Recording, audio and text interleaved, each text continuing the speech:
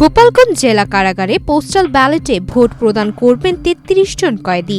Postal ব্যালটে vote প্রদান করার জন্য মাত্র ৩৩ জন কয়েদি রেজিস্ট্রেশন করেছেন। রেজিস্ট্রেশনের শেষ সময় পর্যন্ত কারাগারে মোট ৭২৪ জন কয়েদি ছিলেন।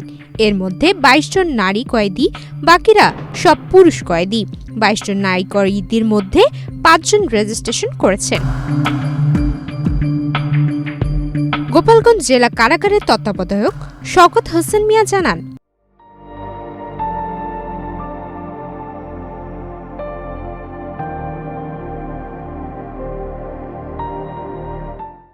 ৭২৪ জন কয়েদির মধ্যে ২৮ জন পুরুষ, ৫ জন নারী কয়েদি পোস্টাল ব্যালটে ভোট প্রদান করার জন্য রেজিস্ট্রেশন সম্পন্ন করেছেন। এদের সকলের বাড়ি গোপালগঞ্জ জেলায়।